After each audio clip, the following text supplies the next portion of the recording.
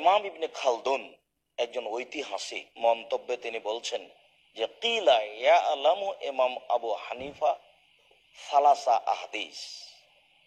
তিনি বলছেন যে ইমাম আবু হানিফা রাহিমাহুল্লাহ মাত্র 3টি হাদিস জানতেন।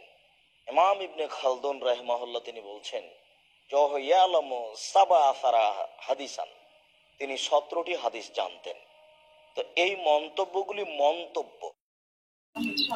বিসমিল্লাহির রহমানির রহিম। সম্মানিত প্রিয় দর্শক, ইমাম আবু হানিফা রহমাতুল্লাহি আলাইহির প্রতি কথিত আহলে হাদিসদের একটি বিদ্বেষমূলক আপত্তি হলো ইমাম আবু হানিফা রহমাতুল্লাহি আলাইহি নাকি মাত্র 3টি কিংবা 17টি হাদিস জানতেন। প্রিয় দর্শক, আজকে আমরা কথিত আহলে হাদিসদের কিতাব থেকেই দেখাবো যে ইমাম আবু হানিফা রহমাতুল্লাহি আলাইহি মাত্র 3টি হাদিস জানতেন না, বরং তিনি 3 লক্ষ হাদিসের হাফেজ ছিলেন। প্রিয় দর্শক, ইমাম আবু হানিফা রহমাতুল্লাহি আলাইহির উপর কথিত আহলে হাদিস এই আব্দুর রাজ্জাক বিন ইউসুফ সাহেব যে মন্তব্য করেছেন, যে মন্তব্যটা মুকাদ্দামা ইবনে খালদুনের মধ্যে উল্লেখ আছে, এই আপত্তিকর মন্তব্যেরও জবাব দিব কথিত আহলে হাদিসদের কিতাব থেকে ইনশাআল্লাহ। প্রিয় দর্শক, আপনারা লক্ষ্য করুন, কথিত আহলে হাদিসদের কিতাব মাসআলায়ে রফিয়াদাইন 92 নং পৃষ্ঠার মধ্যে উল্লেখ আছে যে কথিত আহলে হাদিসদের বরেণ্য ইমাম, বরেণ্য আলেম, আকাবির আবু মুহাম্মদ আব্দুল কাদের বিন হাবিবুল্লাহ সানাদি সাহেব তিনি লিখেছেন যে ইমাম আবু হানিফা আগরচে সিকা, আদিল, আযীম ইমাম আর হুজ্জত है, অর্থাৎ ইমাম আবু হানিফা হচ্ছেন সিকা অর্থাৎ বিশ্বস্ত, নির্ভরযোগ্য, আদিল ন্যায়পরায়ণ, আযীম ইমাম এবং বড় ইমাম আর হুজ্জত है এবং তিনি হচ্ছেন হুজ্জত। প্রিয় দর্শক, এই ইবারতের মধ্যে কথিত আহলে হাদিসরা ইমাম আবু হানিফাকে হুজ্জত বলেছেন। শব্দটা মনে রাখবেন, হুজ্জত। আরেকটি কিতাব লক্ষ্য করুন, ইকদুল জাওহারি সামিন 23 পৃষ্ঠার মধ্যে শেখ ইসমাইল বিন মুহাম্মদ আল আজলুনি তিনি লিখেছেন যে ফাহুয়া রাদিয়াল্লাহু আন হাফিজুন হুজ্জাতুন ফাকিহুন, অর্থাৎ ইমাম আবু হানিফা রাহমাতুল্লাহি আলাইহি তিনি হাফেজ ছিলেন, হুজ্জত ছিলেন, ফাকিহ ছিলেন। প্রিয় দর্শক, এই ইবারতের মধ্যেও হুজ্জত বলা হয়েছে ইমাম আবু হানিফাকে। তাহলে আপনারা বুঝতে পারলেন কথিত আহলে হাদিসরা স্বীকার করেছেন ইমাম আবু হানিফা হচ্ছেন হুজ্জত। এখন আপনারা হয়তো জানেন হুজ্জত কাকে বলা হয়, হুজ্জত কাকে বলা হয়। ইমাম আবু হানিফাকে হুজ্জত বলেছেন আহলে হাদিসরা, এখন হুজ্জত কাকে বলা হয় এ সম্পর্কে শরহ ও শারহি নুখবাতিল ফিকর 121 পৃষ্ঠার মধ্যে মোল্লা আলী কারি রাহমাতুল্লাহি আলাইহি লিখেছেন আল হুজ্জাতু ওয়া হুয়া মান আহাতা ইলমুহু বি300 আলফি হাদিস। হুজ্জত বলা হয় ওই ব্যক্তিকে যে ব্যক্তি 3 লক্ষ হাদিসকে সংরক্ষণকারী। তাহলে আমরা বুঝতে পারলাম কথিত আহলে হাদিসরা ইমাম আবু হানিফাকে হুজ্জত তথা 3 লক্ষ হাদিসের সংরক্ষণকারী হাফেজ বলেছেন। 3 লক্ষ হাদিস ইমাম আবু হানিফার বক্ষের মধ্যে সংরক্ষণ ছিল, এজন্য ইমাম আবু হানিফাকে বলা হয় হুজ্জত, যেটা আহলে হাদিসরাই স্বীকার করেছেন। তাহলে ইমাম আবু হানিফা যদি 3 লক্ষ হাদিসের হাফেজ হুজ্জত হন, তাহলে তিনার সম্পর্কে কেমনে এমন মন্তব্য করা হয় যে তিনি 3টি কিংবা 17টি হাদিস জানতেন? প্রিয় দর্শক, শুধু তাই নয়, উলামায়ে আহলে হাদিস নামের আহলে হাদিসের আরেকটি কিতাব আছে। এই কিতাবে 391 পৃষ্ঠার মধ্যে আহলে হাদিসদের আলেম আব্দুর রশিদ ইরাকি সাহেব তিনি লিখেছেন যে ये 10 अकाबिर मुहद्दिसीन आइम्माए अरबाआ और असहाबे सिहा सित्ता हैं, অর্থাৎ আইম্মায়ে আরবাআ ইমাম আবু হানিফা, ইমাম শাফি, ইমাম মালিক, ইমাম আহমদ ইবনে হাম্বল রহিমাহুমুল্লাহ এবং সিহা সিত্তার 6 লেখক, এই 10 জন হচ্ছেন গোটা পৃথিবীর মুহাদ্দিসিনদের আকাবির। তাহলে এই ইবারতের মধ্যে ইমাম আবু হানিফাকে হেড মুহাদ্দিস বলা হয়েছে, মুহাদ্দিসিনদের আকাবির বলা হয়েছে, মুহাদ্দিসিনদের নেতা বলা হয়েছে, রইস বলা হয়েছে। তাহলে যিনি মুহাদ্দিসিনদের আকাবির, মুহাদ্দিসিনদের নেতা, হেড মুহাদ্দিস, তিনি কেমনে আবার 17টি কিংবা 3টি হাদিস জানেন? 3টি আর 17টি হাদিস জেনে কি মুহাদ্দিসিনদের আকাবির হওয়া যায়? এটা কেমন কটু মন্তব্য বলেন? প্রিয় দর্শক, তাহলে বুঝতে পারলাম তিনি মুহাদ্দিসিনদের হেড ছিলেন, আকাবির ছিলেন, রইস ছিলেন, নেতা ছিলেন এবং তিনি 3 লক্ষ হাদিসের হাফেজ ছিলেন। তিনার সিনার মধ্যে 3 লক্ষ হাদিস সংরক্ষণ ছিল, এটা আহলে হাদিসরা স্বীকার করেছেন। এখন এই যে আব্দুর রাজ্জাক বিন ইউসুফ সাহেব যে মন্তব্য করেছেন, যে মন্তব্যটা মুকাদ্দামা ইবনে খালদুনের মধ্যে উল্লেখ আছে যে আবু হানিফা রাদিয়াল্লাহু তাআলা আন ইউকালু বালাগাত রিওয়ায়াতুহু ইলা 17 হাদিসান আও নাহবিহা, অর্থাৎ ইউকালু বলা হয়ে থাকে, কে বলে এটা জানা নেই, বলা হয়ে থাকে যে ইমাম আবু হানিফার রিওয়ায়াতকৃত হাদিস 17টি কিংবা এর আশেপাশে পৌঁছে। তার মানে তিনি 17টি কিংবা আশেপাশে ওনার মানে হাদিসের বর্ণিত হাদিসের সংখ্যা হ্যাঁ, এটা মানুষের ইউকাল বলা হয়ে থাকে। এখন এই ইবারতের কি জবাব হবে? এই আপত্তিটাই তো আব্দুর রাজ্জাক বিন ইউসুফ সাহেব বলেছেন যে তিনি 17টি হাদিস জানতেন, মুকাদ্দামে ইবনে খুলদুমের মধ্যে উল্লেখ আছে। হ্যাঁ, এখন এই ইবারতের কি জবাব হবে? এই ইবারতের খুব চমৎকার জবাব দিয়েছেন কথিত আহলে হাদিসটা, এটা আমাকে দিতে হবে না।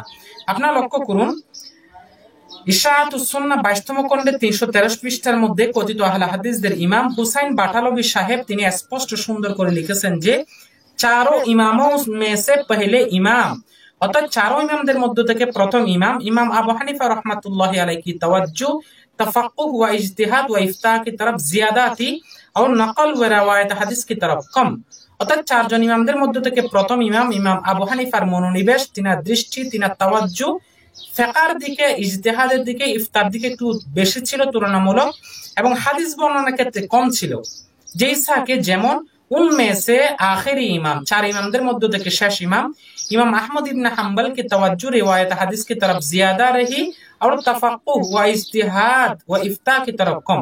যেমন চারজন ইমাম থেকে শেষ ইমাম ইমাম আহমদ ইবনে হাম্বলের দৃষ্টি, মনোনিবেশ, তাওয়াজ্জু ছিল হাদিস বর্ণনার দিকে বেশি, কিন্তু ইজতিহাদের ক্ষেত্রে, ইফতার দিকে, তাফাক্কুহ ফিকার দিকে কম ছিল। এখন কথা হচ্ছে ইমাম আবু হানিফা riwayat কম করেছেন, ইমাম আহমদ ইবনে হাম্বল ইজতিহাদ কম করেছেন। এখন ইজতিহাদ কম করেছেন বলে কি ইমাম আহমদকে মুস্তাহিদ বলা যাবে না? কারণ ইমাম আবু হানিফা হাদিস কম riwayat করেছেন বলে কি তাকে মুহাদ্দিস বলা যাবে না? এখন কম মানে কি? এটা বলা হয়েছে নিম্নে, মগর ইয়ে কমি হাকিকি না থি, এই যে কম এটা হাকিকি বাস্তবিক করতে ছিল না, বলকে এজাফি থি, বরং এটা তুলনামূলক কম ছিল। जो एक इमाम में दूसरे की निस्बत पाई जाती थी, যেটা এক ইমামের মধ্যে অন্য ইমামের তুলনায় পাওয়া যায়। অর্থাৎ এখানে যে ইমাম আবু হানিফা হাদিস কম বর্ণনা করেছেন, তারপরে ইমাম আহমদ ইবনে হাম্বল ইজতিহাদ কম করেছেন, এটা তুলনামূলক, বাস্তবিক করতে না। और ये कमी हदीस की इस हद तक न पूछी थी कि जिस कदर हदीस दानी इज्तिहाद के वास्ते जरूरी है वो भी उनमें पाई न जाती थी।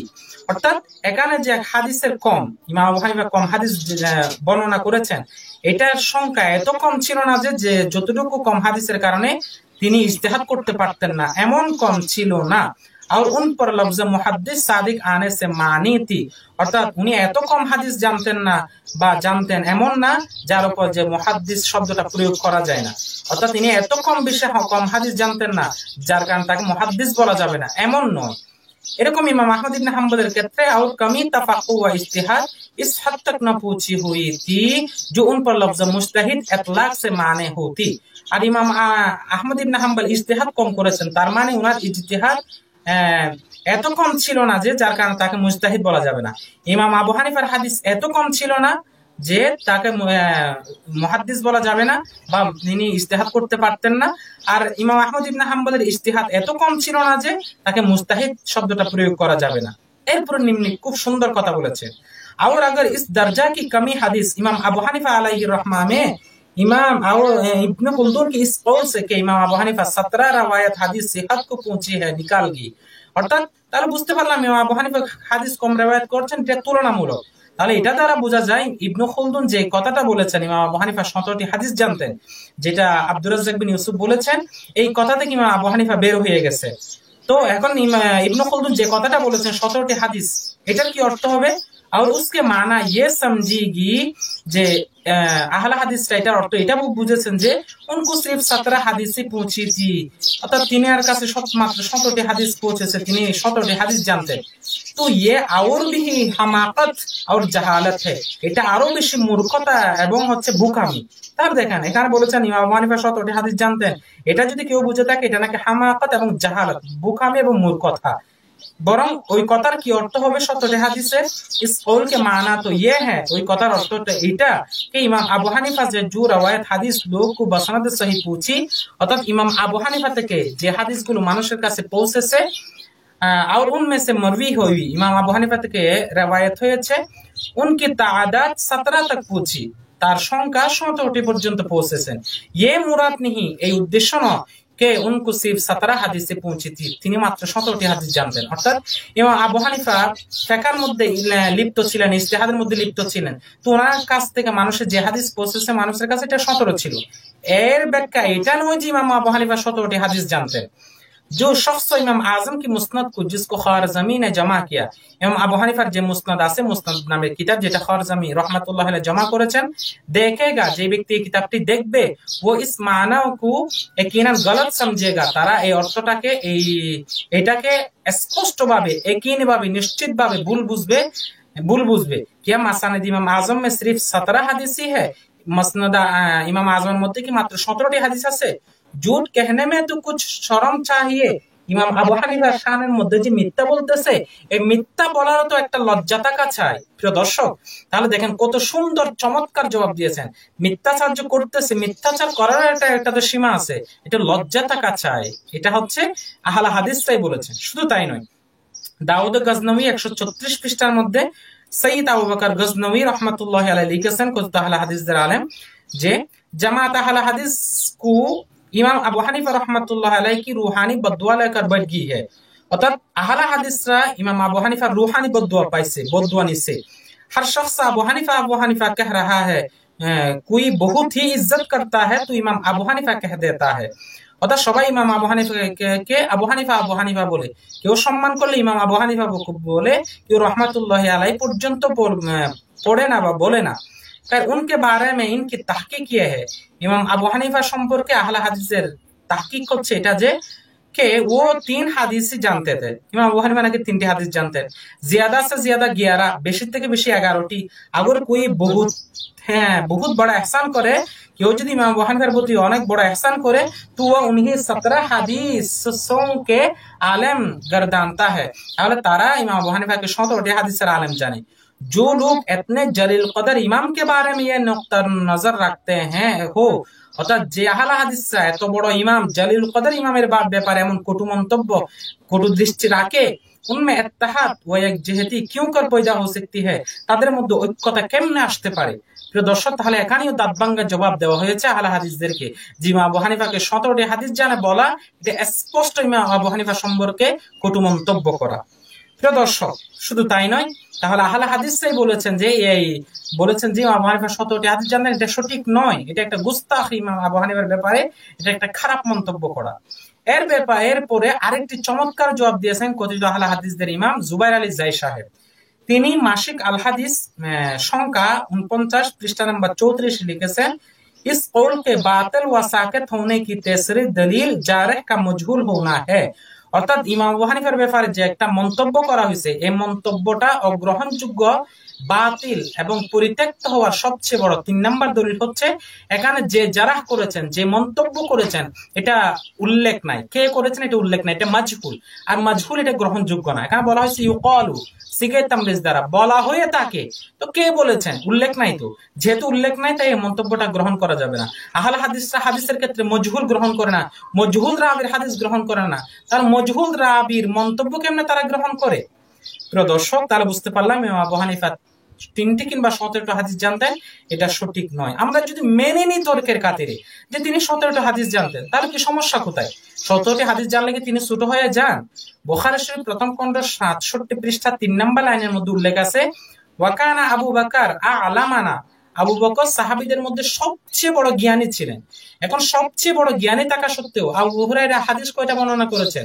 আবু হুরায়রা খেলাফতের ক্ষেত্রে বেশি ব্যস্ত ছিলেন, যার কারণে হাদিস বর্ণনা করে নাই। তিনি মাত্র 100 থেকে 150টি হাদিস বর্ণনা করেছেন। ঠিক তেমনি ভাবে ইমাম আবু হানিফা যেমন সমস্ত সাহাবীদের মধ্যে সর্বশ্রেষ্ঠ, সবচেয়ে বেশি জ্ঞানী হওয়া সত্ত্বেও খেলাফতের মধ্যে মাশগুল থাকার কারণে হাদিস কম বর্ণনা করেছেন, তিনি অন্যদের চেয়ে মর্যাদা কমে যায় নাই। ঠিক তেমনি ভাবে ইমাম আবু হানিফা সমস্ত ইমামদের বড় ইমাম, শ্রেষ্ঠ ইমাম, সবচেয়ে বড় ইমাম হওয়া সত্ত্বেও ইজতিহাদের মধ্যে মশগুল থাকার কারণে হাদিস কম বর্ণনা করেছেন, এর কারণে তার মান সম্মান কখনো কম হবে না। অতএব ইমাম আবু হানিফা রাহমাতুল্লাহি আলাইহি সর্বশ্রেষ্ঠ ইমাম, তিনি 17টি হাদিস জানতেন, এটা সঠিক নয়, বরং 3 লক্ষ